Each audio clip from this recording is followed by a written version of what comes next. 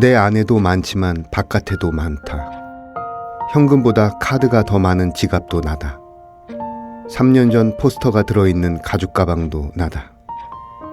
이사할 때 테이프로 봉해둔 책상 맨 아래 서랍, 패스트푸드가 썩고 있는 냉장고 속도 다 나다. 바깥에 내가 더 많다. 내가 먹는 것은 벌써부터 나였다. 내가 믿어온 것도 나였고 내가 결코 믿을 수 없다고 했던 것도 나였다. 죽기 전에 가보고 싶은 안데스 소금호수, 바이칼 마른 풀로 된 섬, 샹그릴라를 애돌아가는 차마고도도 나다. 먼 곳에 내가 더 많다. 그때 힘이 없어 용서를 빌지 못한 그 사람도 아직 나다. 그때 용기가 없어 고백하지 못한 그 사람도 여전히 나다. 돌에 새기지 못해 잊어버린 그 많은 은혜도 다 나다. 아직도 내가 낯설어하는 내가 더 있다. 이문재 시집 지금 여기가 맨 앞에서 밖에 더 많다를 읽어드렸습니다. 우리는 흔히 자신에 대해 생각할 때 내부에 갇히는 경우가 많은데요. 시인은 나의 바깥에 내가 더 많다고 말합니다. 한 번도 가보지 못한 장소, 다시는 만날 수 없는 사람, 용기가 없어서 하지 못한 고백들에게서 나를 발견할 수 있다고 합니다. 맨 끝이 바로 맨 처음이고 나의 정면이라고 말하는 시인. 지금 멀리 벗어났다고 울적하거나 불안할 필요가 없을 듯합니다. 안을 벗어날 때 오히려 안과 조우하게 되는 진실을 이 시를 통해 다시 확인합니다.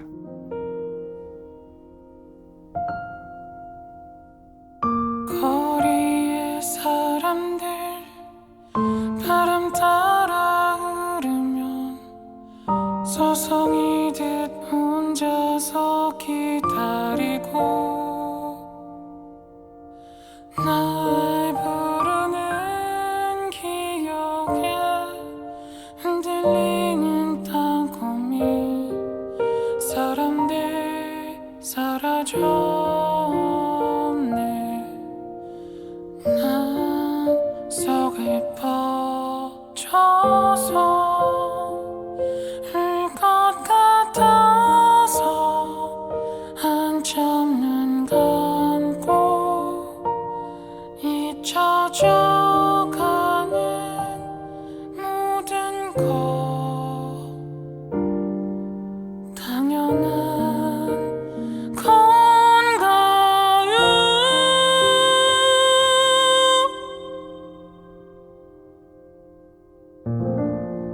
문학 라디오 헤이수의 문장의 소리. 네, 안녕하세요. 저는 진행을 맡은 소설가 헤이수입니다. 오늘 문장의 소리 작가의 방에는 이혁진 소설가님을 모셨습니다. 안녕하세요. 네, 안녕하세요. 요즘 한참 말인 줄 알았는데 사실은 소라는 생각을 하고 있는 소설 쓰고 있는 이혁진입니다. 본인이 말인 줄 알았는데 네. 소구나. 네. 어떻게 해서 그렇게 달리 생각하게 되셨어요? 첫 작품 때는 꽤 쉽게 써나갔다고 생각했는데 이번에 새로 쓰면서 시간도 좀 많이 걸리고 그다음에 뭐 여러 가지 인물들이나 줄거리 다듬어가는 과정에서 제가 좀 부족하다는 느낌이 많이 들고 그래서 이렇게 소처럼 걸어가야겠구나라는 생각을 많이 하게 됐습니다. 소처럼 뚜벅뚜벅 걸어오신 우리 이혁진 작가님. 2016년 장편소설 누운배를 출간하셨고요. 이번에 두 번째 장편을 출간하셨습니다. 3년 만에 출간인데요. 그 준비 과정이라든지 마음, 자세 이런 게 처음하고는 좀 달랐을 것 같아요. 지금 방금 말과 소에 대해서 말씀하셨지만. 네. 쉽게 생각할 수 없는 부분이 굉장히 많이 있다라는 걸 좀 확실히 몸으로 좀 깨닫는 시간이었던 것 같고요. 그러면서 준비해가면서 또 한편으로는 그만큼 소설 쓴다는 거에 대한 재미도 많이 느끼게 됐고 어떻게 해야 제가 좀 더 재미나게 즐기면서 잘 쓸 수 있는지에 대해서 많이 생각을 할 수 있었던 것 같습니다. 처음에는 빨리 써서 어떻게든 이 부분에서 제 자리를 마련하고 싶다라는 좀 조바심이 컸던 것 같은데요. 이번에 거기에 서서 조금 더 생각을 깊이 할 수 있었던 시간이었던 것 같습니다. 그 이번에 내신 책 사랑의 이해 네. 보니까 고생을 좀 많이 하신 것 같아요. 막 지금 여러 번 갈아엎은 그 내용을 지금 작가의 말에서 읽었는데 네, 네. 어떻습니까? 아무래도 인물들이 서로 각각 다 다르다 보니까 확실히 그런 부분들이 필요했던 거고요. 그러니까 여러 번 이제 갈아엎으면서 이야기 전체를 어떻게 끌고 가야 될지 그리고 사실 저의 부족함 때문에 처음에는 그냥 좀 더 사랑에 대해서 분명한 메시지가 있는 이야기를 쓰면 좋겠다라는 생각으로 덤볐던 작품이었기 때문에 네. 써나가면서 좀 그게 그렇게 옳지 않다라는 생각이 들었고 네. 그렇게 해서 각자의 선택 그리고 각각의 개성들이 좀 더 묻어나는 이야기를 만들다 보니까 확실히 좀 시간도 걸리고 예, 고생을 했던 것 같습니다. 근데 그 2016년에 첫 장편을 내고 3년 만에 지금 두 번째 장편을 내셨는데 시간이 결코 많이 걸린 건 아니라고 봐요. 저는 개인적으로. 예. 감사합니다. 어쨌든 이 사랑의 이해 제목이 상당히 매력적입니다. 뭐 문학의 이해, 철학의 이해 이런 개론서적인 느낌도 들고 그다음에 이 이해가 그 사랑의 이득 어떤 해악 네. 어떤 이런 포지티브한 측면과 네거티브한 측면도 보여주고 있고요. 그래서 어떤 내용인지 독자들이 무척이나 궁금할 것 같아요. 네네. 간단히 줄거리를 말씀드리자면요.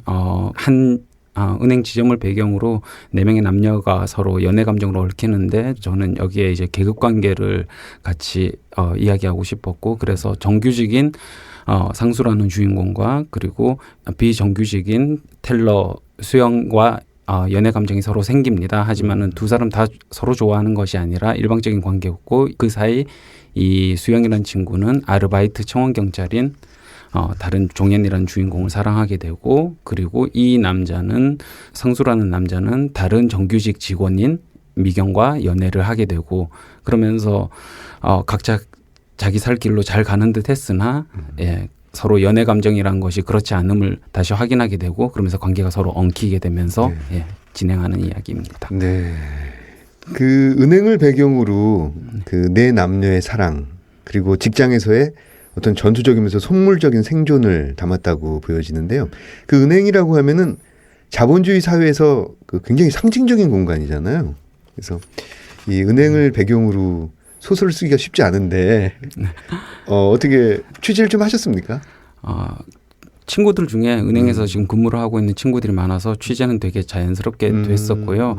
한 가지 딱 자본주의다 그리고 그게 은행이다 이런 식으로 도식으로 가져가지는 않으려고 되게 생각을 많이 했습니다. 오히려 그래서 일반 회사이되 좀 더 그런 감각 그러니까 속물적인 감각 이른바 얘기하는 그런 감각들에 좀 더 예민하고 첨예할 수 있는 공간을 가성적으로 생각한다고 감안하면서 계속 써나갔고요.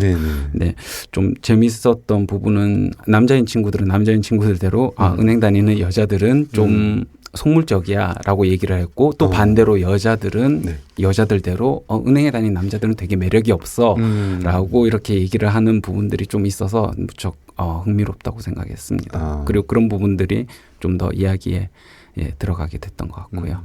그럼 그 은행 다니는 친구분들을 통해서 취재를 이제 하셨다고 했는데 남성 친구도 있고 이제 여성 친구도 있고 두 양성이 다 있었던 거군요.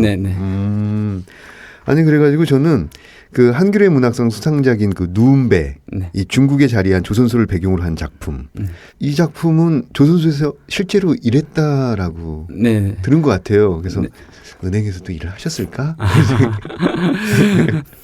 네. 은행에서 일을 했으면 좀 좋았겠죠. 하지만 못 썼을 것 같아요. 연애 소설. 물론 또 버티지 못했을 거긴 하지만. 그 20대 후반에서 30대 중반으로 여겨지는 네 남녀. 아까 말씀하셨듯이 상수, 수영, 미경, 종현. 상수와 미경은 정규직 직원이고 수영과 종현은 계약직 직원이고. 어쨌든 이 네 명이 이제 감정이 교차하는 사내 연애 소설로도 읽히는데요. 작가의 말에 보니까 사랑은 우리를 벌거벗게 만든다. 이런 문장이 있어요. 그 에곤 실레의 그림처럼 사랑이란 굉장히 헐벗고 뒤틀린 모습으로 다가온다. 이런 굉장히 의미심장한 말씀을 하셨는데 그 연애와 사랑에 대해서 어떤 마음으로 이 소설을 썼는지 궁금합니다. 딱 그 문장으로 제가 가지고 있는 감정은 표현이 되는 것 같아요. 그래서 실제로 이제 사회에서나 아니면 현실에서 우리는 되게 그럴 수 있는 일들이 없어지고 오히려 더 척을 해야 되고 그다음에 우리를 보여줘야 되는데 사랑은 결국 벌거벗으면서 이렇게 붙잡지 않으면 없어지는 감정들이고 그리고 그런 것들을 적나라하게 서로 보여주는 부분이 이라고 생각합니다. 그래서 그런 속물성 혹은 계급 문제에 대해서 유일한 구원이나 혹은 구제책이 될 수 있는 굉장히 근본적인 감정이라고 생각하고요. 그래서 이걸 뭐 남자나 여자 이렇게 나뉜다기보다는 그런 그 감정 자체로 그것들이 의미가 있다고 생각을 했습니다. 네. 그래서 두 주인공을 세웠던 것도 있고요. 그러니까 남자인 상수는 현실적인 인물에서 대단히 이제 사랑을 찾아가는 그것에 대해 이해해 나가는 인물이 되어가는 거고, 그리고 수영은 원래 이제 사랑에 대해서 충분히 확신을 갖고 있었지만 그것들이 현실에 대해서 계속 시험받고 도전받으면서 실책을 저지르게 되는 그런 인물이기도 하고요. 네. 두 인물 모두 그런 면에서 혼란을 겪고 실패를 하는 그런 이야기라고 생각하면서 네, 해나갔습니다. 네. 그 이제 인물에 대한 얘기가 나왔는데 여기 상수하고 미경이 이제 계약직 직원인데 서로 좋아하죠. 근데 상수는 수영에게 마음을 준 적이 있고 미경은 친구로서 수영에게 또 고민을 얘기하곤 합니다. 근데 이 상수나 미경은 네. 수영이에 비해서 이른바 어떤 중산층이라고 해야 되나요? 중산층 그렇죠. 이상이라고. 정규직이고, 네. 네네. 그렇게 말해야 되고, 그다음에 수영은 가진 것도 없고 미래도 불투명한데 이 자기가 좋아하는 종현의 가족이 또 아픈 상황. 네. 그래서 이 소설은 아주 굉장히 여러 가지 속물성이라고 해야 되나요? 네. 속물성이라는 표현이 좀 이상한데. 현실성. 네, 현실감이라고 네. 하면 좀 더 좋을 것 같아요. 그러니까 속물성이란 말이 너무 속물스럽게 들려서요. 네. 하지만 그 부분을 저는 좀 명백히 드러내는 게 좋다고 생각했어요. 그러니까 우리가 현실이냐 혹은 사랑이냐 그리고 어느 하나를 이야기하는 건 너무 저한테는 좀 쉽고 안이하게 느껴졌고 네. 그래서 두 인물 통해서 한 사람은 서로 다른 방향으로 하강해 나가는 그런 인물들을 생각했던 거고요. 그리고 그런 각자의 그 처지에서 다른 상대되는 그런 감정으로 옮겨가면서 네. 각자 하게 되는 질문 그리고 거기에 스스로 택하게 되는 답 이런 것들을 독자들하고 같이 체험할 수 있는 이야기였으면 좋겠다고 생각했습니다. 네. 여기 아주 인상적인 인물이 하나 나오는데 종현이라는 인물인데 네. 청원 경찰이잖아요. 네. 계약직 청원 경찰. 네. 근데 이 종현이라는 친구가 수영이 자신에 대한 마음이 변심했다라는 거를 알자 네. 돌변해가지고 네. 은행으로 달려가서 이제 난동을 부립니다. 네. 그래서 이 종현이라는 인물이 좀 안 됐어요. 네. 안 됐고 이제 가족들도 아프고. 네. 네. 그래서 그 종현이라는 인물을 이렇게 좀 극단적으로 몰아갔다고나 할까요? 이런 네. 설정의 이유가 있을 것 같아요. 역시 극단적으로 고통을 받는 인물이기 때문에 극단적으로 분노를 한다라는 생각을 했었어요. 사실은 그 부분은 생각하고 썼다기보다 그냥 딱 그런 인물이 되었고 그다음 뒤부터 왜 이런 장면이 계속 나오지? 저는 이제 생각을 했던 것 같아요. 그래서 고통받는 인물이었기 때문에 사실 가장 고통받는 인물이기 때문에 가장 착하게 그리고 싶지 않았어요. 예, 그래서 더 적극적으로 분노하게 하되 다만 그 분노의 방향이나 타겟이 이제 정확하지 않을 수 있다라는 생각은 염두에 뒀고요. 그리고 이렇게 했을 때 저는 소설 안에서 약간 미묘하게 좀 덜 처리된 부분이 있지만은 네. 종현이 과연 수영을 놔두고 이제 다른 자기 신한테 관심을 보인 여자에게 마음을 줬냐 안 줬냐 수영은 거기에 대해서 이제 문자에 직접 물어보지를 못해요. 왜냐하면 그렇게 되면 관계를 결정해야 되는 순간이 오니까 그게 너무 두려운 거죠. 그렇죠. 네.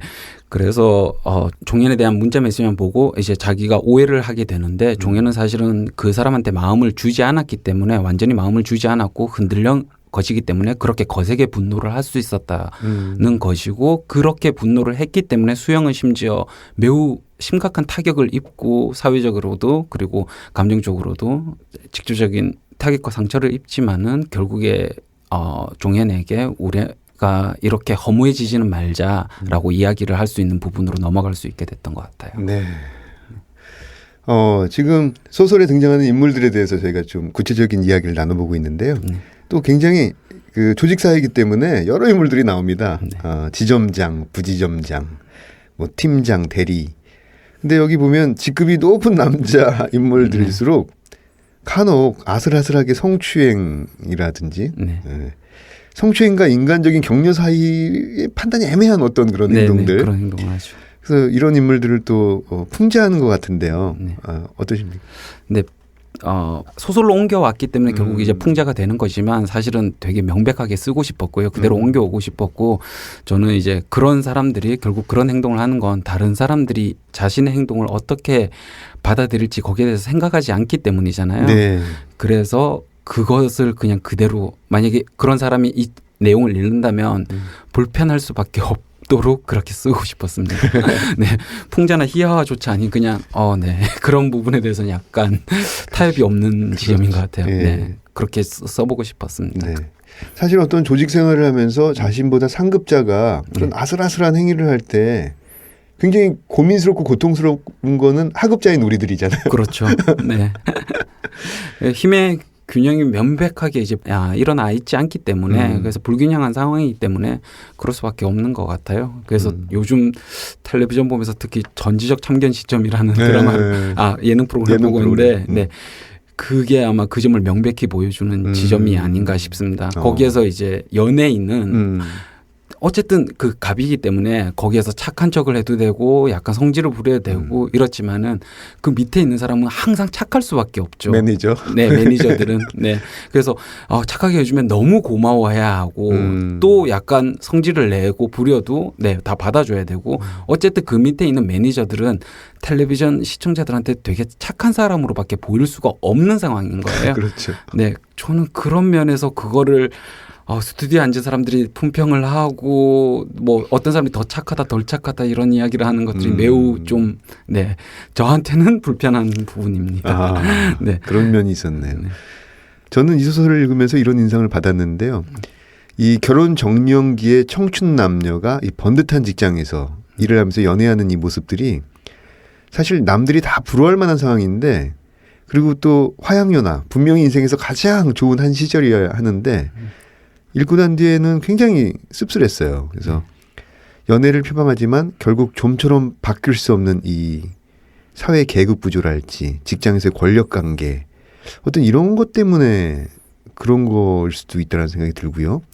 그다음에 이 인물들은 순수하게 사랑과 우정을 나누면서도 이 계급과 권력의 망에서 벗어날 수 없는 그 기준을 또 따르고 있는 어떤 이런 모습이 있는데 작가님 생각은 좀 어떠십니까?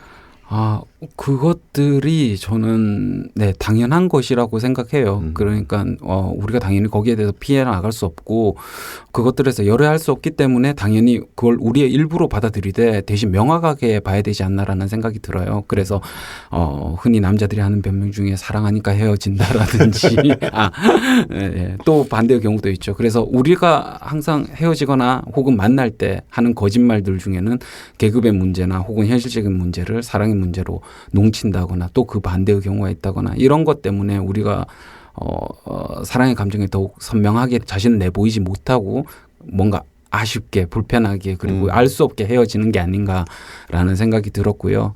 그래서 맨 마지막에 이제 수영의 문장도 사랑을 믿었지만 사랑만 믿은 것은 아니었다라는 문장이 된 것 같아요. 네. 그래서 그런 것들 그리고 다른 한편으로는 그런 현실적인 문제들 때문에 지금 사랑이라는 게 이를테면 젊은이들의 꿈이나 열정 같은 것처럼 대단히 일반적으로 폄하당하고 있다라는 생각도 하고 있습니다. 네, 그래서 너무 당연하게 공부 열심히 해서 좋은 대학, 좋은 회사 들어가면은 여자들이 줄을 선다. 또 반대로 공부 열심히 하면은 미래 남편의 얼굴이 바뀔 것이다. 이런 식의 이야기들이 그냥 아무렇지 않게 선생님들이나 부모님들 입에서 나오고 있잖아요. 그래서 그런 것들하고 결코 합쳐질 수 없는 감정이 저는 사랑이라고 생각하고 그래서 그 혼란에 대해서 좀 분명히 하고 싶은 생각이 있었습니다.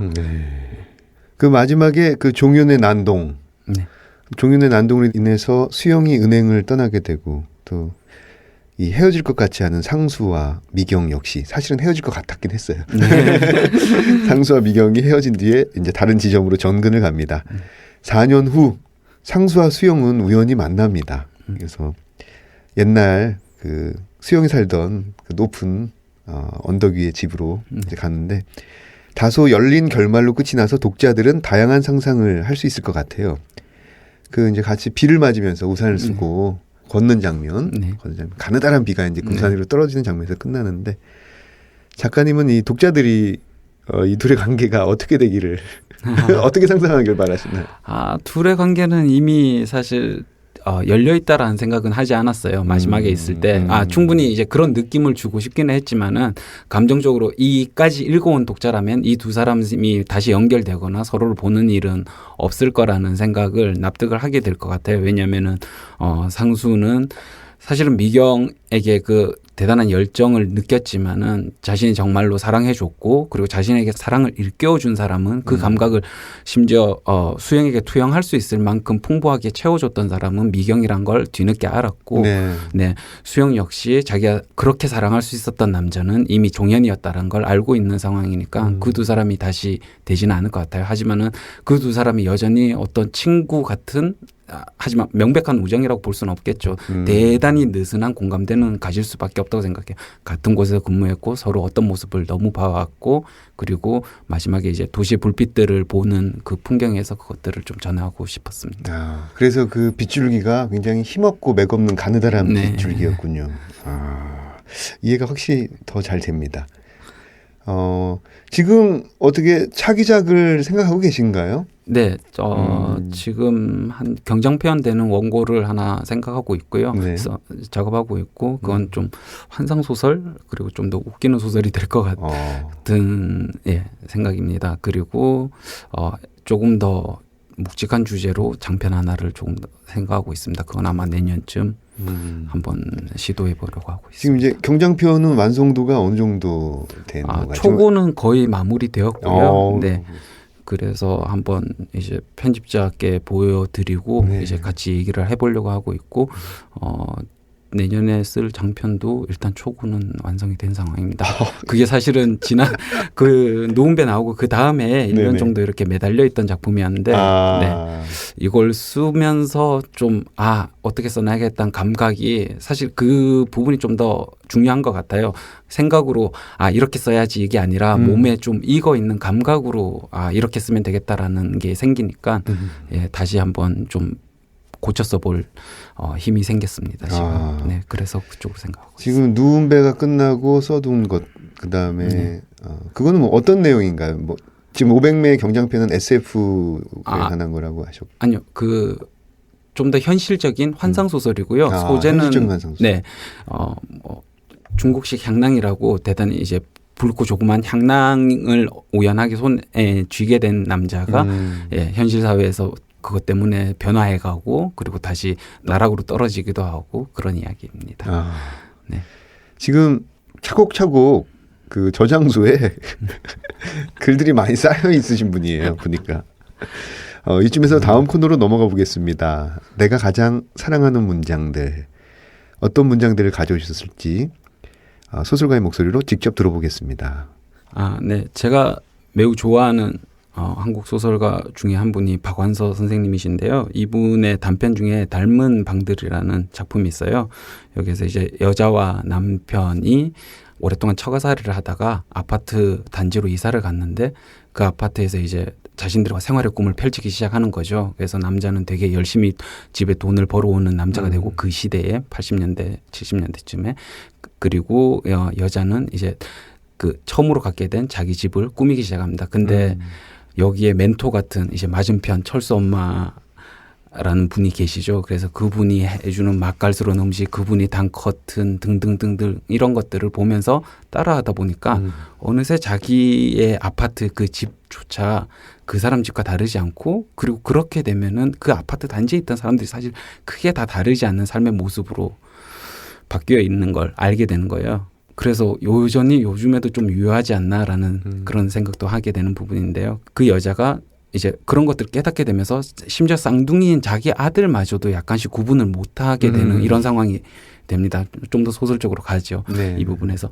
그러면서 이제 남편은 혹시 당신 히스테리 같은 거 노이로제 이런 게 아니냐고 이렇게 얘기를 하고 여자는 자신도 혹시 그런가라고 하는데 그 남편의 의견을 가만히 그냥 듣고 정신병원으로 가는 대신 철수 엄마가 잠시 시골에 내려간 사이 그 남편이 자고 있는 방으로 들어가는 거죠. 그래서 왜냐하면은 이 철수 엄마가 하루는 자기가 얘기하던 중에 이 자기 남편이 너무 짐승 같아라는 이런 이야기를 합니다. 네. 그런 이야기를 하는 걸 듣고 뭐가 다를까? 그러니까 이 모든 똑같은 걸 중에서 그건 다른 걸까? 네네. 라고 생각하고 거기에 갔다가 나오고 나서 자신을 완전히 다르게 보는 그 내용인데요. 거기에 대한 마지막 문장이 저는 너무 인상적이고 예, 좋아해서 오늘 가지고 와봤습니다. 네, 작가의 목소리로 낭독을 들어보겠습니다. 나는 욕실에 들어가 불을 켠다. 눈이 부시게 화나다. 가늠한 여자를 똑똑히 보고 싶다. 거울 앞에 선다. 거울 속에 내가 있다. 생전 아무하고도 얘기해 본 적도 관계를 맺어본 적도 없는 것 같이 절망적인 모구를 풍기는 여자가 거기 있다. 나는 이상하리만큼 해맑고 절망적인 기분으로 나를 처녀처럼 느낀다. 10년 가까운 나무의 안에 노릇에 두 아이까지 있고 방금 간음까지 저지른 주제에 나는 나를 처녀처럼 느낀다. 그런 처녀는 끔찍하지만 그렇게 느낀다.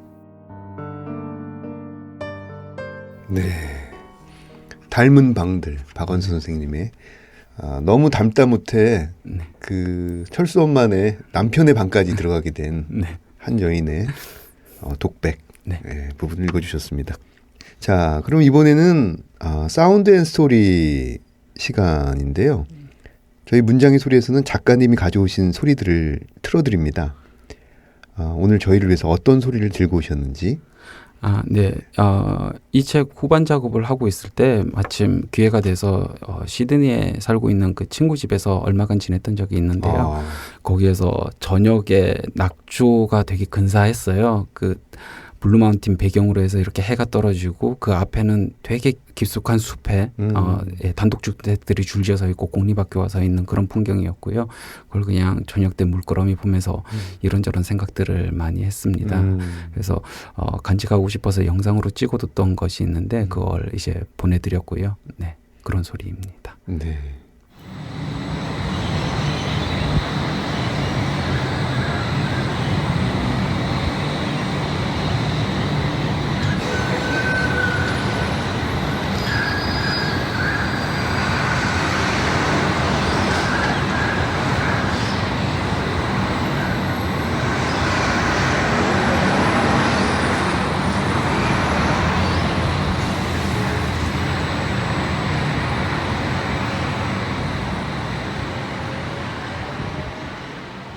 네.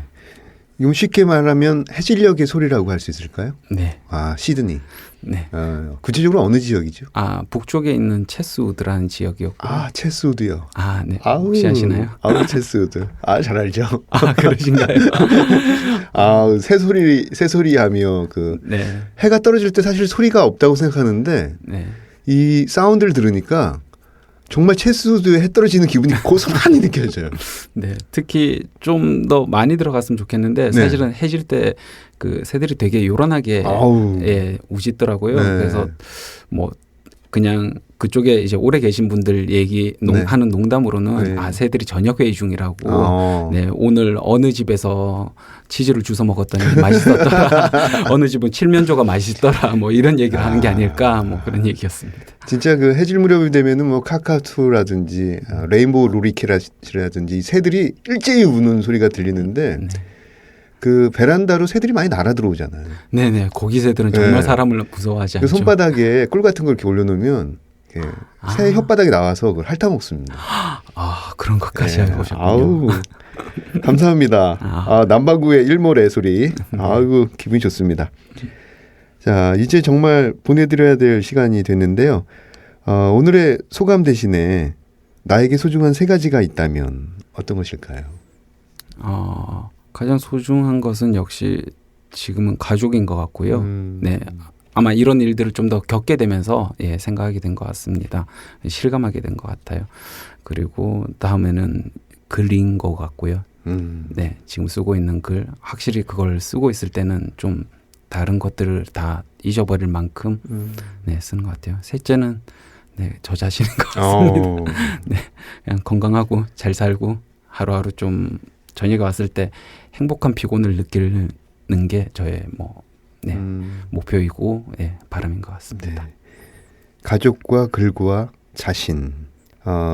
문장의 소리 청취자 여러분들께 작별 인사해 주시죠.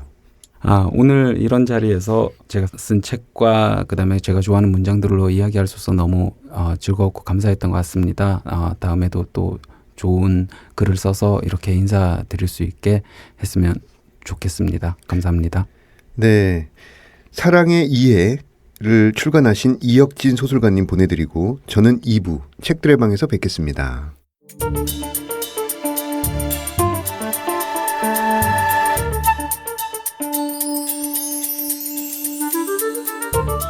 문장의 소리 2부 책들의 방 2부 코너에서는 책들과 관련된 다양한 직업군을 초청해서 다양한 이야기를 나눠보고 있습니다. 오늘은 서울신문 이슬기 기자, 매일경제 김유태 기자, 한국일보 한소범 기자님 모셨습니다. 반갑습니다. 반갑습니다. 오늘도 슬기롭고 싶은 문학기자 이슬기 기자입니다. 예, 문학기자들 중에서 가장 키만 큰 매경 김유태입니다. 네, 문학기자 중에 가장 어린 나이만 맡고 있는 한소범 기자입니다. 네, 반갑습니다. 기자님들 협조해 주셔서 감사합니다. 이슬기 기자님은 그 문학과 영화를 담당하고 계시죠? 네, 제가 문학은 10개월 정도 하고 영화는 열흘 정도 했는데 이 매체의 차이가 워낙 큰 터라 네. 멀미를 느끼면서 열심히 하고 있습니다. 네. 일단 영화 쪽이 스케일이 좀 다를 것 같아요. 그쵸. 이제 뭐 기생충도 900만에 다다랐고 네. 이제 소화해야 하는 영화가 많은데 저는 제 특성상은 문학이 훨씬 익숙하고 영화가 좀 덜 친숙한데 네. 밸런스를 맞춰보려고 노력하고 있는 중입니다. 기대하겠습니다. 김유태 기자님은 그 시인으로도 활동하신 걸로 알고 있어요. 예, 지금 매일경제신문에서 문학과 문화재, 문체부 등을 담당하고 있고요. 사실 오늘 자리는 그 시 관련된 얘기가 나올지는 몰랐어요. 그러니까 네, 기자로서 온 자리라서. 네. 그런데 뭐 처음에 좀 당황스러웠는데 네. 그 모습도 제 모습이니까 편하게 말씀드리겠습니다. 네. 예, 기사도 쓰고 시도 쓰고 있습니다. 네. 예. 키가 가장 클 뿐만 아니라 시도 쓰시는 김유태 기자님이었습니다. 한소봉 기자님은 이제 문화 담당을 하고 계시는데 어디에서부터 어디까지 담당을 하시는 거예요? 저는 오로지 문학 한 길만 가는 문학 외길을 가는데 사실은 제가 웹툰도 해야 되는데 네. 그 미생 이후로 제가 웹툰을 못 보고 있어서 늘 그런 웹툰 업계에 죄송한 마음을 좀 가지고 있습니다. 네, 짧게 어떤 일을 하시는지 들어봤는데요. 우리나라 주요 일간지의 문학 담당 기자님들이 어떤 삶의 궤적을 가지고 지금 이 자리까지 오셨는지 매우 궁금합니다. 책들의 방 코너에서는 직접 자신의 연대기를 소개해 주셔야 하는데요. 좀 힘드셨을 것 같아요. 오랜만에 장문 숙제를 받으셔가지고. 먼저 이슬기 기자님의 나의 연대기 들어보겠습니다. 고3 때는 수능 공부 대신 박경리 선생님의 토지를 읽었고요. 대학은 국문과로 입학했다가 정치외교학과로 전과했습니다. 글을 못 써서요. 언론사에 막 입사해서는 정치부에 가서 국회를, 문화부에 가서 문학을 담당하고 싶다고 얘기를 드렸는데 전작은 아직이지만 후자는 생각보다 빨리 이루게 되더라고요. 제가 기사에 김현수와 하루키를 아는 남자와만 연애를 하겠다고 썼다가 실제 연수 작가님을 만나서 네. 연밍아웃 당했습니다. 그 뒤로는 말하는 대로 살게 되고 사는 대로 말하게 된다는 걸 믿는 오늘도 감사한 성덕입니다. 반갑습니다. 성덕이라는 표현이 네. 무슨 표현인가요? 죄송합니다. 성공한 덕후인데요. 성공한 덕후. 저한테 김현수 작가님이 연예인이었다가 그 앞에서 이제 저의 진심을 말할 수 있게 된 성덕이라는 뜻입니다. 네네.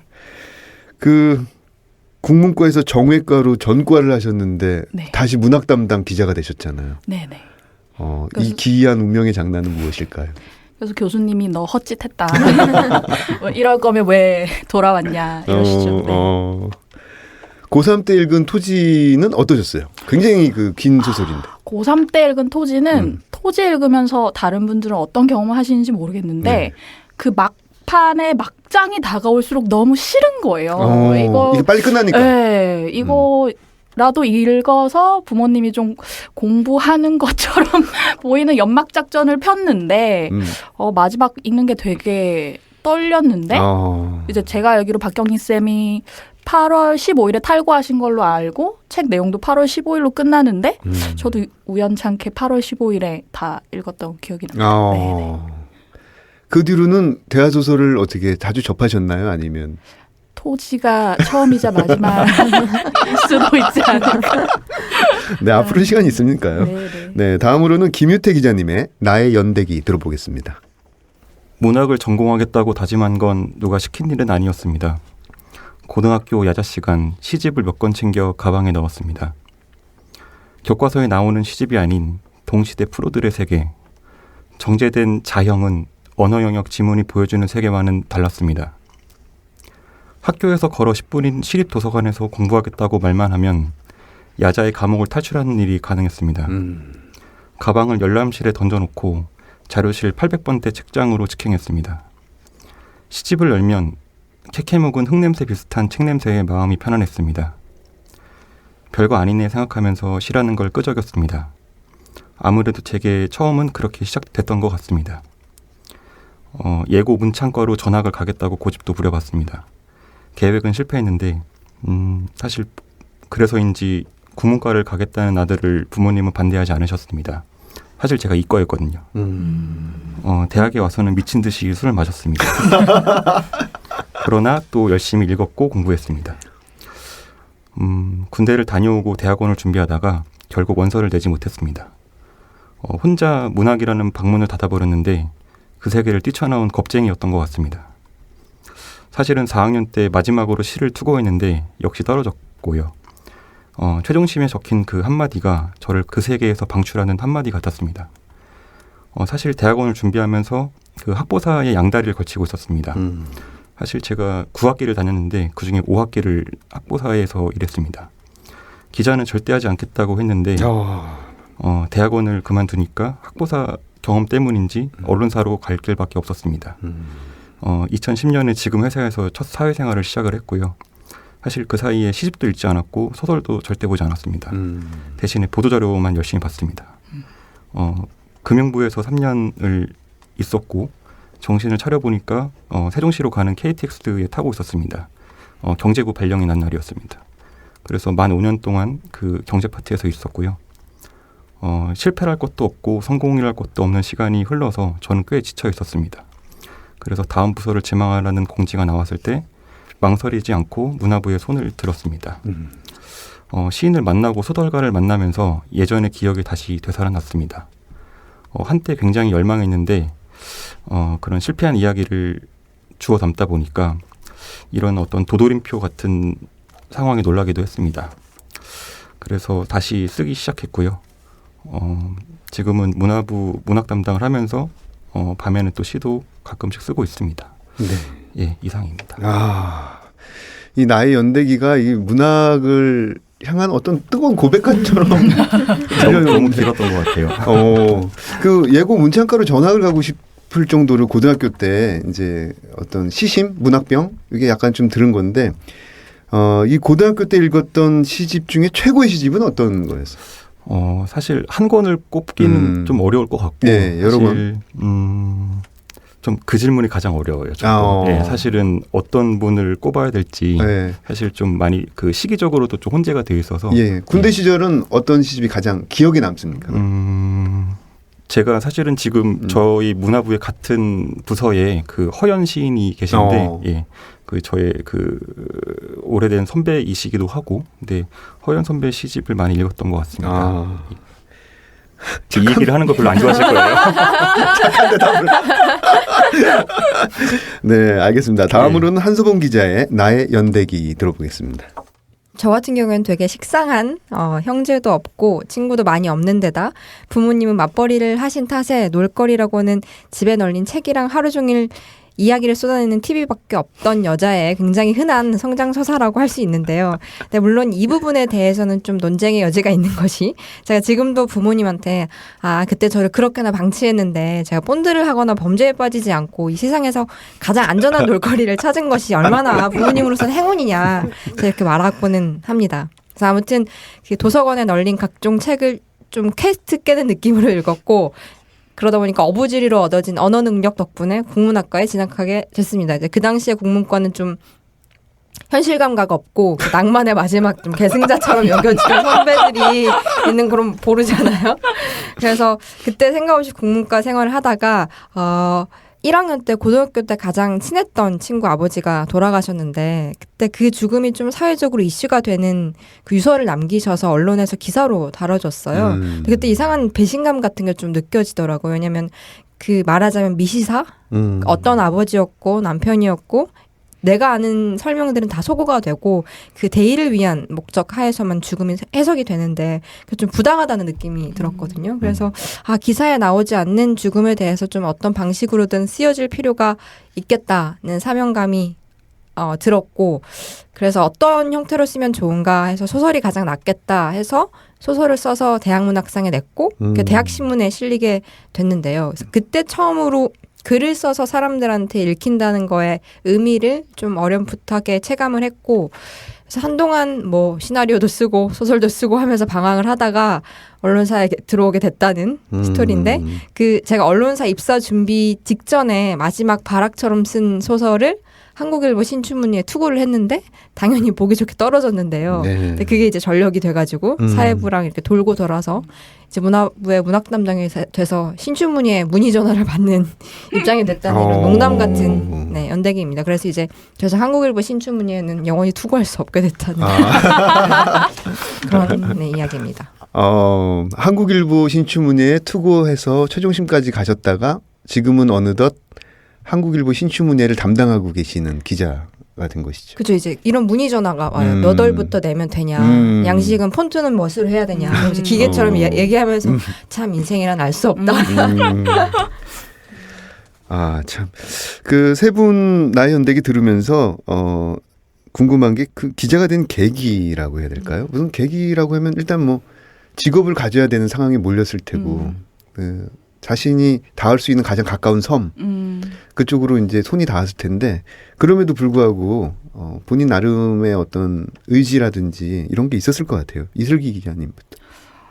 저는 그러니까 초등학교 때 이렇게 장래희망 써내라고 하면 그때부터 기자를 써냈었어요. 예. 왜 그랬나 생각을 해보니까 제가 초등학교 2학년 때 애틀랜타 올림픽을 했었는데 학교에서 방학 숙제로 스크랩을 하라고 해가지고 그냥 신문을 오리고 붙이고 했는데 거기에 이름 한 줄 나오는 사람이 되고 싶더라고요. 그걸 계속 보다 보니까. 예. 그래서 그때부터 뭐 그런 말은 너무 좀 거창한 것 같긴 하지만 그냥 그때부터 기자가 될지 않을까라고 생각했고 제 나름의 뭐 기자가 되겠다는 커리어를 쌓아서 네 기자가 되었습니다. 특별히 다른 걸 생각한 적이 없던 케이스군요. 네, 없어요. 잠깐 제가 초등학교 한 5학년 때쯤에 그때 막 이창호 구단이 되게 신문에 많이 나왔어요. 그렇죠. 그래서 제가 그거 보고 바둑 기사를 보려고 저희 어머니가 실제로 집 앞 바둑 교실에 한 2달 넣어보셨는데 이제 사범님께서 이 아이는 취미로 하면 좋을 것 같다 해서 이제 그때 5학년 때만 잠깐 장래희망 바둑 기사라고 적어냈습니다. 네. 그래도 지금 바둑란을 보면 좀 친근한 느낌이 있죠. 네, 검은 게 흙이요. 그 정도 알고 있습니다. 좋습니다. 네, 김유태 기자님은 어떠십니까? 뭐 아까 대학원 가려다가 이제 기자가 됐다는 말씀을 드렸는데 뭐 그건 어떤 개인적인 얘기고 사실 기자라는 직업이 세상을 조금이라도 좀 움직일 수 있는 자리일 것 같아서 어떤 기자라는 직업을 선택하게 됐는데 사실 저는 커리어만 보면은 사실은 경제 파트가 더 오래됐거든요. 사실 아까 말씀드렸던 뭐 금융부 경제부에도 있었고 사실 유통경제부라는 곳에서도 있었고요. 그래서 제가 처음 취재 나갔던 게 2010년에 벌어졌던 그 저축은행 사태였어요. 근데 그 당시에 이제 그 번호표 먼저 뽑으려고 고함 치고 어서 소리 지르고 싸우고 이제 들어눕는 이제 그런 분들 보면서 어떤 다른 세계에 들어와 있다고 느꼈는데 그때 그 기사를 처음 쓰기 시작하면서 지금 내가 어떤 시장에 경고음을 줘야 되고 또 정부 정책을 바꾸는데 어떤 그 최전선에 있구나 이런 생각을 했던 것 같아요. 그래서 아마 기자분들은 아마 다 비슷하시지 않을까 싶어요. 이런 어떤 홍수가 났다고 표현하잖아요. 근데 그런 상황에서 어떻게 내가 쓰는지에 따라서 이 상황이 달라지니까 그래서 그런 어떤 세상을 변화시키는 자리가 아닌가 생각을 합니다. 네, 좋습니다. 세상을 변화시키는 자리. 한수봉 기자님은 어떻습니까? 저는 어렸을 때 사주를 봤는데 지금도 매년 보거든요. 근데 사주 보는 그 분께서 신문에 이름이 날 사주다. 그래서 큰 사람이 된다는 줄 알고 부모님을 굉장히 기대를 많이 하셨는데 그냥 신문에 이름이 매일매일 나오는 기자가 됐다. 그런 어떤 운명적인 흐름이 한 가지 있고요. 그다음에 이제 제가 졸업을 하고 나서 어떻게 해선 좀 글을 써서 밥벌이를 하고 싶다 해가지고 되게 여러 일을 좀 전전했어요. 막 뭐 스크립터 같은 거 알바도 하고 뭐 이제 보조 작가 같은 것도 하고 그래서 근데 도저히 너무 답이 없는 거예요. 그래서 그때 이제 드라마 작가를 해볼까 싶어서 마지막으로 했었던 일이 드라마 보조 스크립터였었는데 그때가 아마 지금처럼 뭔가 표준계약, 드라마 표준계약서가 존재하고 고용이 되고 그런 시스템이 아니었어서 진짜 제 죽을 똥을 싸지 너무 힘들어서 이렇게는 도저히 못 살겠다 이런 생각을 하다가 드라마가 끝나니까 도저히 이건 못 하겠고 그럼 뭐 해먹고 살지? 생각을 하고 있었는데 그때 되게 친한 그 국문과 친구가 드라마 PD 시험을 준비를 하고 있었어요. 그래서 어차피 너 뭐 취업을 하려면 뭐 스터디 같은 걸 해야 될 텐데 우리 언론사 스터디에 자리가 하나 남았으니까 너를 잠깐 임시로 받아주겠다. 역시 운명적이네요. 해서 네. 그냥 할 것도 없는데 가서 뭐 나도 책이나 읽고 글이나 써볼까 해서 들어갔다가 3개월 만에 제가 그 스터디 가장 먼저 나온 멤버가 됐다는 상당히 많은 이들이 재수없어하네요. 그 신문사에는 그 정치부, 사회부, 경제부, 산업부, 지식부 뭐 많은 부서가 있는데 이 문화부 이 중에서도 그 책이랄지 그 문학 관련 기사를 쓰는 것 이 일에는 좀 약간 저마다의 소명과 철학이 있을 듯해요. 이것은 그냥 앉아 있을 수만은 뭐 어떤 부서든지 마찬가지지만 저희가 보기에는 나름대로의 어떤 소명과 철학이 있을 듯한데 이슬기 기자님 어떻습니까? 제가 느끼기에는 문학 담당 기자들은 자기 담당에 대한 애착이 다른 부서 기자보다 훨씬 커요. 그렇죠. 다들 이렇게 레파토리, 스토리가 있으시잖아요. 저도 그렇고. 근데 기본적으로 글에 대한 글을 쓰다 보니까 원글, 처음 나온 소설, 시가 너무 좋은데 내가 이걸 어떻게 더 좋겠어?는 아예 불가라고 생각을 하고 이게 반에 반이라도 가 닿았으면 좋겠다는 고민이 굉장히 큰 굉장히 어렵다라는 생각을 10개월 동안 했습니다. 네. 그런 게 있네요. 네. 김희태 기자님 어떻습니까? 같은 얘기일 것 같은데 그러니까 사실 저는 기사를 보고서 이 책 한번 봐야지, 이 시집 한번 사서 봐야지 한번 그런 느낌이 들게 하는 기사를 쓰고 싶어요. 그러니까 문학이 어떤 맛이 있고 어떤 뭐 쾌를 준다고 표현할 수 있을지 모르겠는데 그러니까 그거를 이제 전달해주는 역할을 맡는 것 같고요. 그 발굴되지 않은 시인이나 소설가를 모두 다 쓸 수는 없지만 그렇죠. 그래도 어떤 그 관심을 좀 불러일으키는 그런 기사가 되길 바라는 마음으로 쓰고 있습니다. 네, 지금 이슬기 기자님이 그 책에 관한 글을 쓰는 것, 그다음에 그 어떤 원 텍스트와 본인 기사 간의 어떤 낙차, 어려운 점에 대해서 말씀하셨는데 그 한수범 기자님은 문화부 기자로서 고충이 있다면 어떤 게 있을까요? 저 같은 경우는 그 직전 부서가 사회부였는데 사회부 같은 경우는 취재원이 뭐 경찰, 검찰, 일반인 그렇다 보니까 기본적으로 좀 거리 감각이 있어요. 늘 외부자의 시선으로 보는데 여기 와서 보니까 이 문인이랑 기자의 경계가 되게 애매하다고 약간 내부자의 마인드가 되더라고요. 그래서 저희 팀장이 항상 저한테 소범아 너는 평론가가 아니야. 기자야. 너의 독자들은 신문 독자들이지 문예지의 독자들이 아니야 라는 얘기를 하셨는데 그래서 그 내부자의 마인드에 너무 젖어들지 말자라는 그런 균형 감각을 좀 가지려고 하고 이제 또 하나는 되게 쉬운 선택을 하게 될 때가 좀 많더라고요. 네.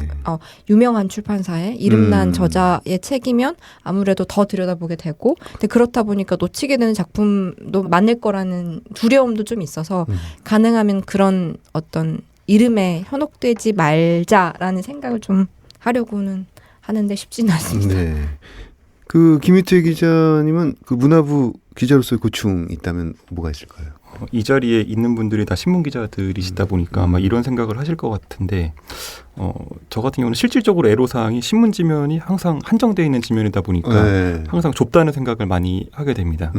보통 이제 인터뷰를 하게 되면 한 8매에서 원고지 기준으로 8매에서 10매 정도가 주어지는데 사실 그 정도면은 아래 광고 빼면은 지면의 절반 정도거든요. 그렇죠. 그러면 원고지 8에서 10매에 이 사람이 만든 뭐 우주랄까? 이 사람이 만든 공화국이랄까요? 이거를 다 우겨넣어야 되니까 그 지면이 좁다는 게 항상 좀 넌센스에 빠질 때가 있습니다. 그렇군요. 반대로 보람을 느끼는 순간도 있을 것 같아요. 이슬기 기자님.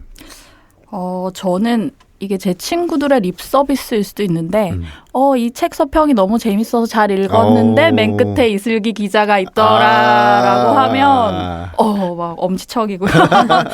또 이제 제일 좋은 건 이상하게 문학 기자들이 특히 그런 것 같은데 뭐 출판사 편집자나 뭐 작가 선생님들 만나면 저를 제 이름 아니라 기사로 많이 기억을 해주시더라고요. 뭐 서울신문이라는 회사 이름이 아니라 뭐 이런 시인님 인터뷰 기사 쓰셨던 거 맞죠? 라고 했을 때 내가 기사로 기억될 수 있구나라는 자신감, 자긍심이 생겼습니다. 네. 한소봉 기자님은 어떠세요?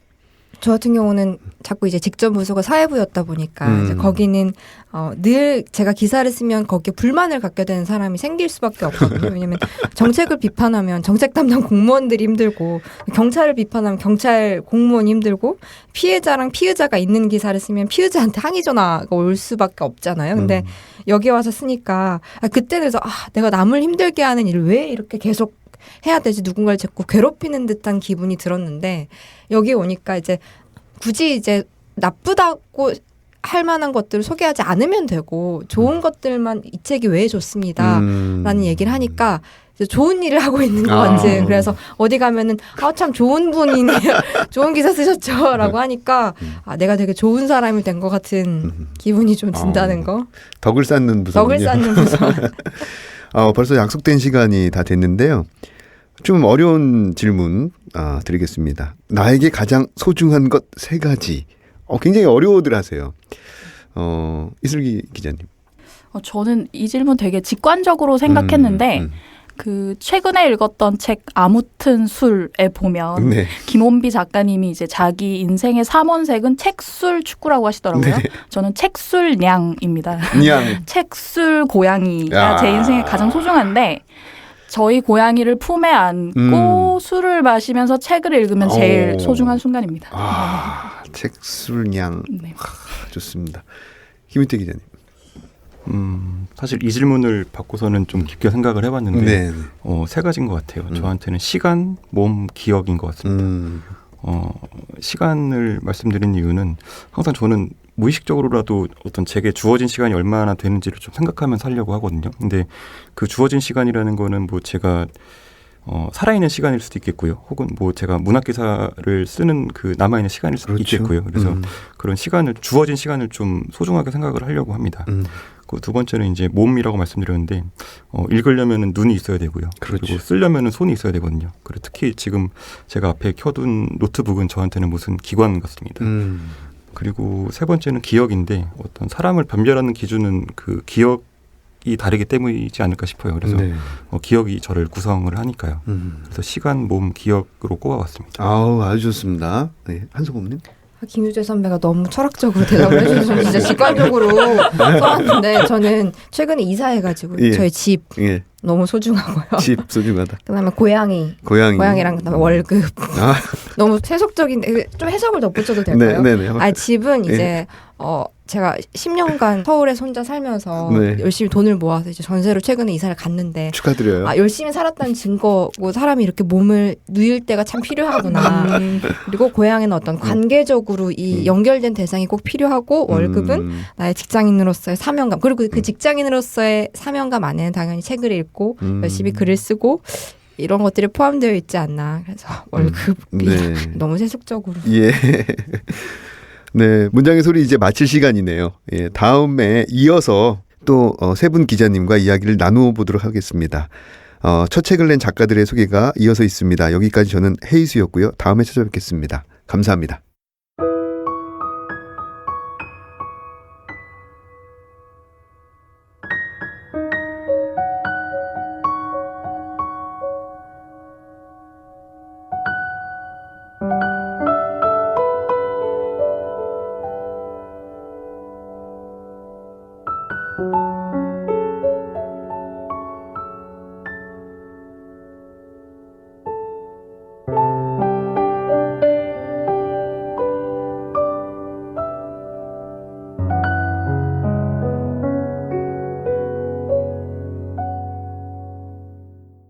안녕하세요. 문장의 소리 정현우 시인입니다. 오늘은 첫 소설집 지구에서의 내 삶은 형편없었다를 출간하신 임승훈 소설가님과 함께하겠습니다. 안녕하세요. 네, 안녕하세요. 임승훈입니다. 네. 첫 소설집이 나왔는데요. 어떻게 지내시고 계신가요? 요즘 책을 처음 내봐서 어떻게 지냈다고 말하기 힘든 게 똑같아요. 네. 변한 게 똑같습니다. 없나요? 네. 네? 변한 게 없으신가요? 왜냐하면 저번 주 금요일, 토요일에 책이 배분되고 네. 실질적으로 이제 세상에 독자들이 받아보는 게 아마 이번 주쯤일 거예요. 그래서 세상의 반응이 어떤지 잘 모르겠기도 하고, 네, 맨날 게임 사이트 들어가고, 네, 그렇습니다. 수영하고. 아, 수영도 하시는구나.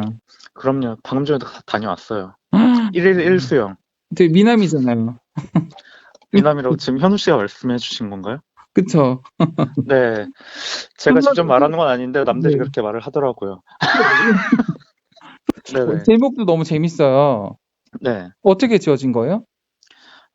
제목은 처음부터 생각을 한 건 아닌데 재작년에 편집자님이랑 제목을 얘기를 계속 하다가 네. 갑자기 불현듯 떠올랐어요. 음. 제 소설집에 있는 소설들 제목이 아니에요. 보통은 소설집이나 시집 제목이 안 그런 경우도 있지만 일반적으로는 자기 작품 제목인 경우가 많거든요. 네. 근데 이번 제 소설집은 소설 제목은 아니지만 첫 소설의 첫 제목입니다. 근데 이 첫 소설로 배치한 소설이 처음에 이걸 쓰고 탈구한 다음서부터 이걸 첫 소설로 배치하자라고 생각을 했거든요. 네. 그러니까 어떻게 보면 이러면 필연적인 건가 이런 생각도 들고 그래요. 소설의 이런 전반적인 내용들이 네네. 재밌지만 또 슬프고 또 가혹하지만 또 현실과 되게 맞닿아 있는 느낌? 이제 그런 네, 느낌을 받았는데 어떻게 생각하세요? 그렇게 읽으셨으면 정말 다행이고요. 네. 왜냐하면 그렇게 느끼길 바랬어요. 제가 쓰면서도 그 감각을 독자들도 느꼈으면 좋겠고 저도 그런 생각을 해서 집중을 하려고 노력했어요. 그런 부분들이 나타나게끔. 좀 어떻게 보면 다소 그래서 과장된 연출이나 그런 것도 많이 하려고 했고요. 왜냐하면 과장되면 이런 극단적인 감정들이 어느 정도 허용되는 게 있잖아요. 연극이면 허용된다든지 만화면 허용된다든지 이런 감각이요. 그러니까 배경이 이렇게 비현실적일 수도 있는데 또 네네. 저는 또 그렇게 안 다가오더라고요. 비현실적인 걸 써도 그러니까 소재가 비현실적이거나 무대가 비현실적이어도 사실 거기서 그리는 인물은 우리 경험 내에서 네. 파악할 수 있게끔 묘사를 하려고 노력을 했어요. 그래야지 제가 느끼기에는 저는 그런 작품들이 재밌더라고요. 네. 좀 뭐랄까 손에 잡히지 않고 물에 물 탄 듯 술에 술 탄 듯하는 그런 작품이 어떤 식으로 보면 무한적인 미학도 있는데 저는 분명히 제 취향이 아니더라고요. 그래서 제 취향의 작품을 쓰려고 했습니다. 그런 초여름 우울한 복서는 이제 우울하지 않지. 이제 졸피덴과 나 이런 작품들이 화자의 이름이 모두 임승훈으로 되어 있었거든요. 네네. 그런 어떤 의도라든가 뭐 어떤 생각이 있었나요? 네, 이거는 의도가 분명히 있었고요. 몇 년 전에 그러니까 2014년에서 5년 사이에 이 기획을 처음 떠올렸어요. 그러니까 그때 생각을 했던 거는 책 한 권으로 나왔을 때 끝까지 다 읽으면 어떻게 해야지 재밌을까 이 생각을 좀 많이 했고요. 그래서 내 이름으로 다 써보자. 그럼 말하자면 자서전이나 혹은 에세이는 아니지만 일종의 페이크 다큐처럼 독자들이 그런 느낌을 받게 하면 재밌지 않을까 이런 생각을 했고 또 한 가지는 제가 소설을 쓸 때 좀 감정적으로 깊이 몰입하는 걸 좋아해요. 그래서 애초에 원래 다른 소설들 그러니까 제 이름으로 돼 있지 않은 다른 소설들도 아예 좀 몰입을 하게끔 처음 했을 땐 제 이름으로 쓰는 경우가 좀 많아요. 그 다음에 나중에 고쳤거든요. 대부분의 경우에는. 근데 이거는 그 과정을 생략을 하고 의도적으로 처음에 제가 몰입했던 그 순간을 더 노출시키려고 한 거죠. 책 전체적으로. 네. 이게 재미있을지는 모르겠어요. 확실히 이게 효과가 있을지 없을지는 독자분들이 반응을 해주셔야지 저도 알 수 있을 것 같습니다. 주변에서는 어떤 반응이라든가 이런 건 없었나요? 주변 작가분들이나 아니면은 친구분들이요? 네. 주변에서 아무래도 제 주변 사람들이니까 만약에 한 편 단위로 하는 기획이라면 이거에 대해서 좀 조언을 따끔하게 할 수도 있는데 이미 네. 여러 편을 썼고 책을 이런 식으로 하려고 생각하는 거잖아요. 그러니까 음. 돌이킬 수 없는 기획이 된 거잖아요. 네. 그래서 그런지 이거에 대해서 냉정하게 말은 잘 안 하죠. 음. 사람 사이에 어떻게 그렇게 합니까? 그쵸. 네. 음. 그래서 아직은 네. 저도 객관적으로 잘 파악은 못하고 있는 것 같아요. 많은 생각이 들겠어요, 정말. 네. 소설을 안 쓸 때는 주로 어떤 일을 하세요? 소설을 안 쓸 때는 제가 최근 한 2년 동안 제일 빠져있던 건 수영이랑 네. 그리고 게임? 작년에 플스를 샀거든요. 그 플스로 네. 혹시 아실 분들은 아실지 모르겠는데 물론 제 책을 사신 독자분들이라면 이미 아실 겁니다. 제가 독자의 말에 그러니까 작가의 말에 썼어요. 제가 문단 위닝 챔피언입니다. 위닝 11이라고 축구 게임이 있어요. 피파 같은 건데 네. 문단은 제가 제일 잘해요. 네, 그리고 보드 게임도 자주 하고 술 담배를 안 하니까 주로 제가 즐겁기 위해서 평소에 이 두 가지를 좀 제일 많이 하는 것 같아요. 근데 보드게임은 이제 뭐 많이 한다고 제가 예전부터 많이 듣긴 했는데, 네. 그럼 보드게임에 뭐 매력이 있나요? 이렇게 되게 집중을 많이 해가지고 하시죠?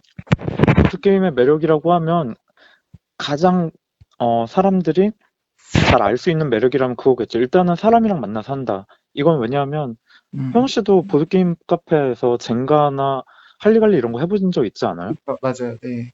사람들이랑 모여서 하니까 너무 재밌잖아요. 네. 첫 번째로 가장 먼저 알기 쉬운 건 그건데 제가 볼 때는 작가들이나 혹은 독서를 좋아하는 사람들은 보드게임을 좋아할 개연성이 높습니다. 왜냐하면 요즘 제가 하는 보드게임은 할리 젠가 이런 거 아닙니다. 그러면 좀 네. 좀 복잡한 전략 게임 같은 건데 이게 좀 굉장히 규모가 있는 체스 같은 거라고 생각하시면 돼요. 그러니까 몇 시간 동안 하는 그리고 다른 사람들이랑 여러 명이랑 같이 하는 체스 혹은 퍼즐 같은 거라고 생각하시면 됩니다. 그런 즐거움이 있어요. 그래서 혹시 체스 좋아하세요, 현우 씨? 네, 저는 가끔씩 하는데 네. 또 그 보드게임은 또 어떤 식으로 진행이 되는지 궁금하긴 하네요. 이렇게 들으니까.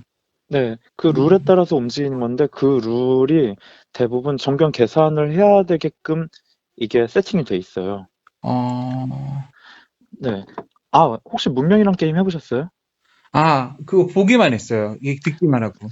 네, 만약에 이 팟캐스트를 듣는 분들 중에서 문명을 해보신 분들 있다면 금방 이해가 될 거예요. 문명을 오프라인에서 여러 명이 친구들이랑 모여서 2-3시간 동안 한다라고 생각하시면 됩니다. 막 그런 거 이제 얘기 많이 하더라고요. 문명하셨습니다. 이렇게. 네. 그런 얘기를 많이 여기저기서 들은 것 같은데 그만큼 중독성이 있군요.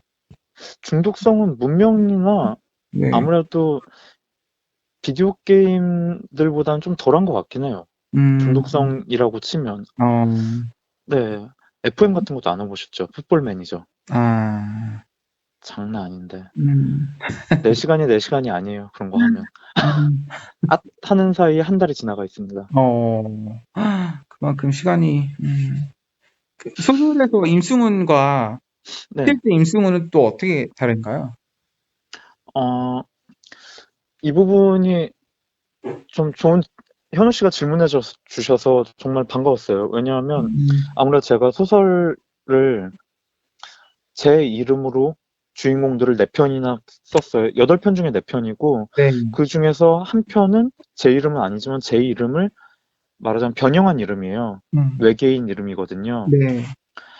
거기 무슨 늑음이라고 돼 있는데 제 이름에서 이거를 자음 모음을 다 떼가지고 배치한 거예요. 무슨 늑음이니까 앞에 이응을 빼고 미음서부터 스 이런 식으로요. 그리고 또 하나도 저 같은 인물이 나와요. 그러다 보니까 사실상 8편의 소설 중에서 5편이 저라는 캐릭터를 활용한 소설들이잖아요. 근데 소설 속의 저와 소설 밖의 저는 확실히 다르죠. 소설 속의 저는 아까 잠시 말씀드린 것처럼 페이크 다큐 같은 인물이라고 생각하시면 됩니다. 물론 소설 속의 인물은 저보다 더 삐뚤어지고 더 어두운데 네. 저한테 그런 면이 전혀 없다는 건 아니지만 말하자면 모든 사람에게는 여성성과 남성성이 있다처럼 저도 가지고 있는 몇 가지 저의 조건 중에 하나겠죠. 네. 예. 근데 그것들을 몇 가지를 추출해가지고 좀 더 증폭시키고 과장시킨 게 소설 속의 인물이라고 생각하시면 됩니다. 좀 더 폭력적으로 과장시키는 거죠. 저는 그 승은 소설가님 그 소설의 페이지 파란 색깔 보면서 네. 거기서 이제 그냥 문득 그냥 생뚱하게 생각한 건데, 승은 씨는 뭔가 외계인인데 지구인 행세를 하는 게 아닌가?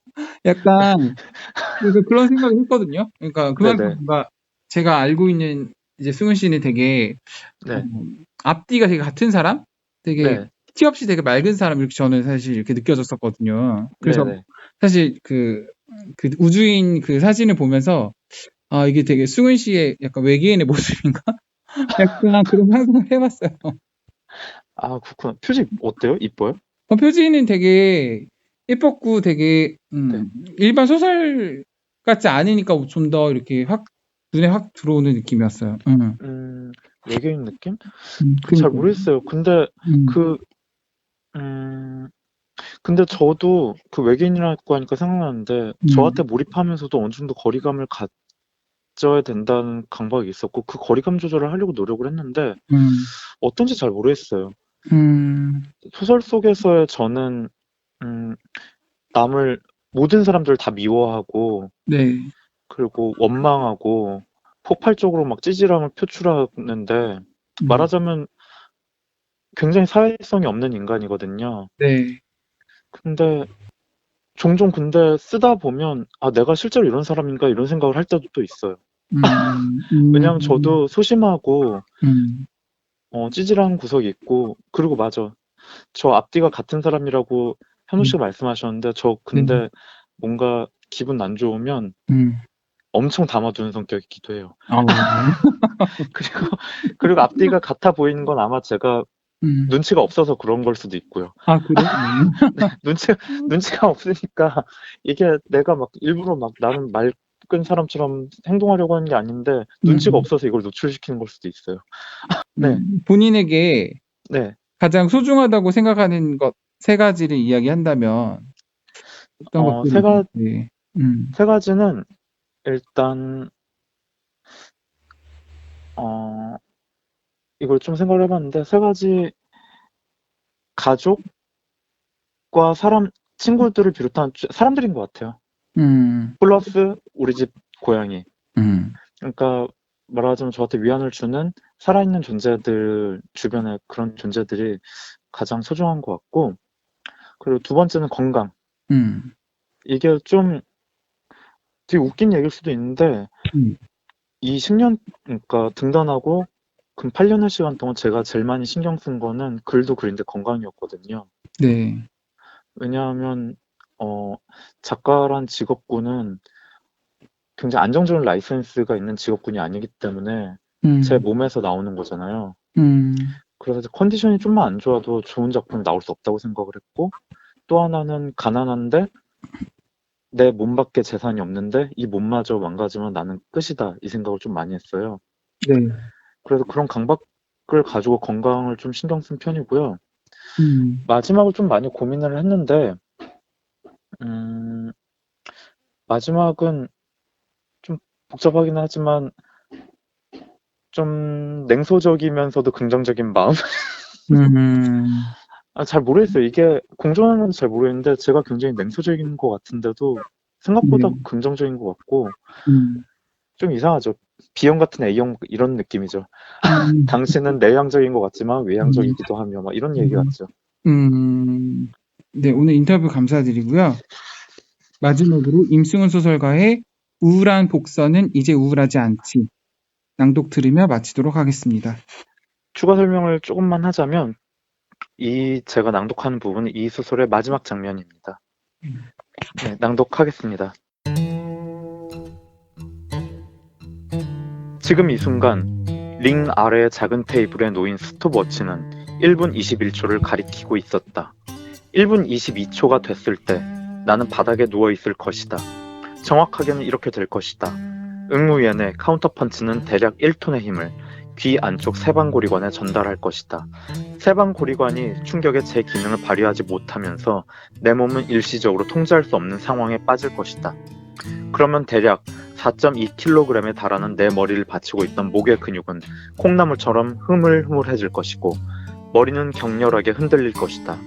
하지만 두개골 속의 뇌는 내부에 침투한 1톤의 힘에 의해 더 큰 진폭으로 요동칠 것이고 그러므로 내 뇌는 마치 케이크가 든 상자가 땅에 구르는 것처럼 두개골 내벽에 마구 부딪혀 뭉개지고 말 것이다. 그것은 0.02초 뒤에 일어날 것이며 나는 뇌가 손상됨과 동시에 정신을 잃고 쓰러질 것이다. 이제 돌이킬 수 없는 일이다. 저 멀리 관중석에 앉은 소설가 임승우는 고통스러운 표정으로 나를 지켜보고 있다.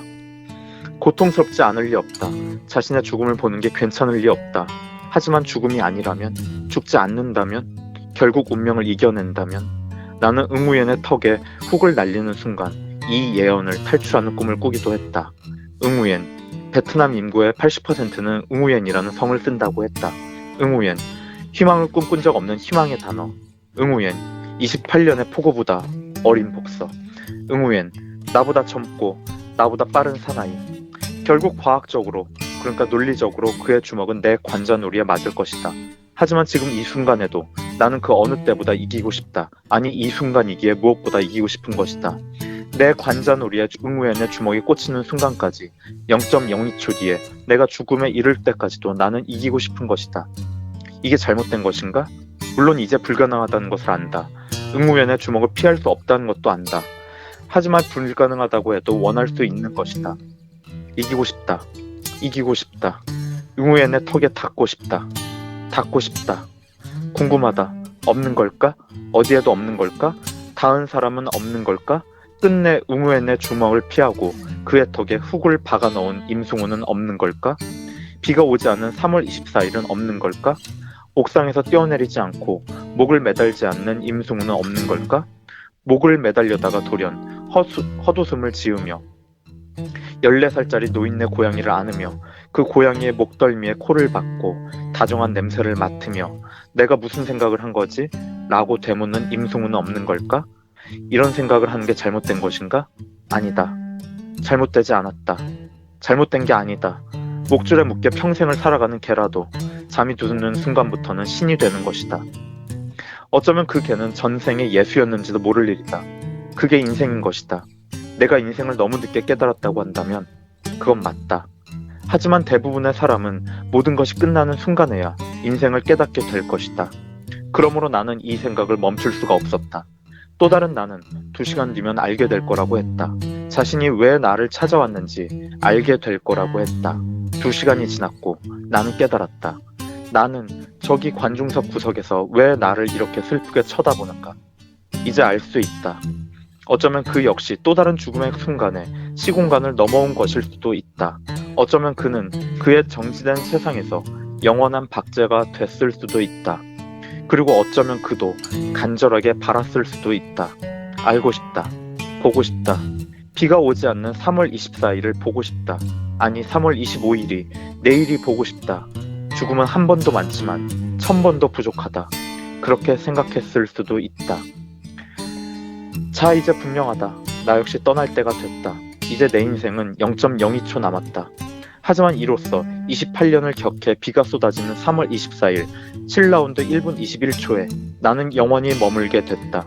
그리고 그 말은 이렇게도 말할 수 있을 것이다. 닿지 않는다. 닿는다.